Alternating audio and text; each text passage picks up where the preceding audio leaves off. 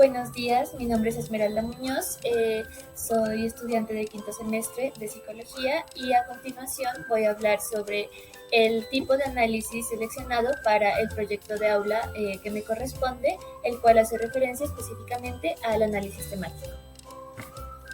Bueno, para iniciar se hace importante recordar que dos aspectos principales en el proceso de investigación cualitativa son el registro y la sistematización de información. Estas son tareas que deben desarrollarse a lo largo del proceso investigativo y en un lapso de tiempo entre la recolección y generación de información y la comprensión o interpretación de la misma. Hay algo complejo en ese tipo de investigaciones y es que la mayoría de la investigación está relacionada precisamente con lo que es las percepciones, las actitudes, las creencias, las opiniones, los sentimientos, las emociones, los puntos de vista, los valores, las actitudes o las apreciaciones precisamente de los participantes. Y pues esto también es recogido a través de diferentes técnicas de investigación como son los documentos, las fotografías, las grabaciones, ya sea de audio o de video, y también los diarios de campo, lo cual significa cierta dificultad para su recuperación si desde el inicio el investigador no trabaja con una serie de criterios de organización que luego permita que la recuperación de estos datos se haga de una manera que sea rápida y adecuada. Con el fin de organizar la información que fue recolectada y producida durante el desarrollo de la investigación y de esta forma pues también guiar la comprensión e interpretación y hacer viable su recuperación y posterior socialización, el investigador o el equipo de investigadores pues necesita establecer criterios y formas de registro y sistematización de la información. Y es aquí donde se ve evidente la necesidad de encontrar una alternativa pues que nos lleve a hacer precisamente esto.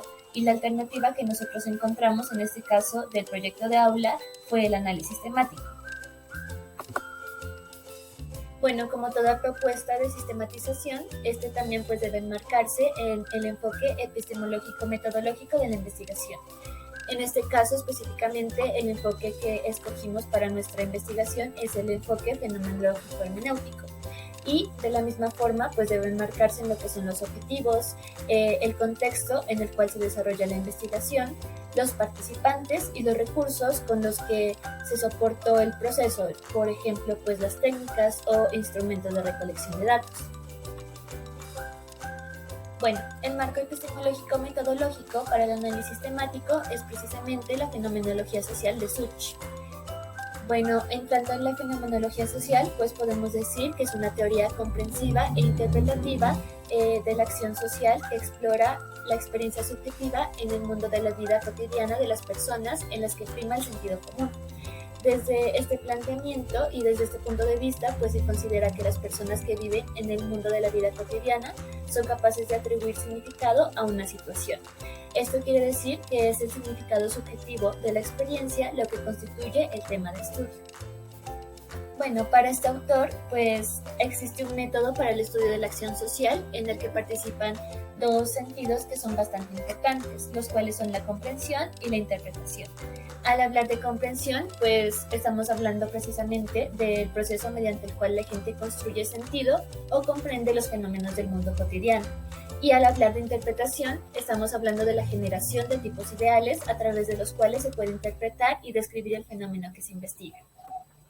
Such planteó tres postulados importantes que para él debían seguirse durante el proceso de un proyecto de investigación. Entonces, bueno, los vamos a ver. El primer postulado precisamente es el postulado de la consistencia lógica, en el cual el investigador debe establecer el mayor grado de claridad en el marco conceptual y la metodología aplicada, y estos deben seguir los principios de la lógica formal. El segundo supuesto, según este autor, es el postulado de la interpretación subjetiva. Esto pues nos hace referencia a que el modelo debe basarse en el significado subjetivo que el actor tiene de la acción. La naturaleza de los datos es la experiencia expresada por los participantes del estudio, ya pues bien sea del pasado, del presente o también un pensamiento pues anticipado del futuro, y estos datos son captados y transcritos como texto. Ejercicio que pues nosotros ya realizamos en el transcurso de nuestro proyecto de investigación. Y el tercer y último postulado para este autor es el postulado de la adecuación, en el cual debe haber coherencia entre las tipificaciones que el investigador construye y las que se encuentran en la experiencia de sentido común. El modelo debe ser reconocido y comprendido por los individuos o actores en la vida cotidiana. Los postulados mencionados anteriormente son asumidos desde el análisis temático y aquí pues ya vamos a entrar a hablar sobre el análisis temático, así que lo vamos a definir. Bueno, el análisis temático es un método para el tratamiento de la información en investigación cualitativa que nos permite identificar, organizar, analizar en detalle y reportar patrones o temas a partir de leer cuidadosamente y posteriormente realizar una relectura de la información que fue obtenida, para de esta forma poder inferir datos que propicien a la adecuada interpretación del fenómeno que se está estudiando.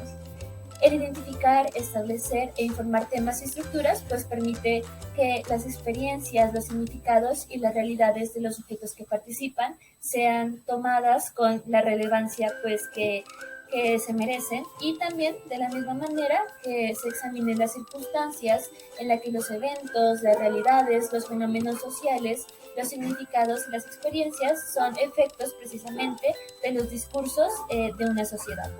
Distintos autores han sugerido diferentes pasos para realizar el proceso de análisis temático. En este caso, Brown y Clark pues sugirieron 6 fases para realizar este procedimiento.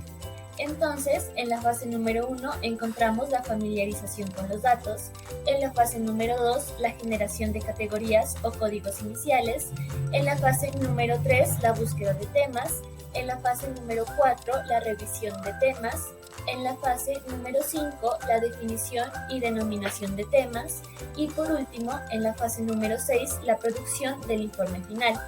Si bien estas fases se encuentran pues en las distintas bibliografías en un orden lineal, esto no quiere decir que su práctica deba ser estrictamente de esta manera, puesto que pues mediante el avance del estudio estas fases se pueden superponer con otras fases de la investigación y esto no quiere decir que esté mal, o sea que no debe ser siempre un orden lineal en su procedimiento.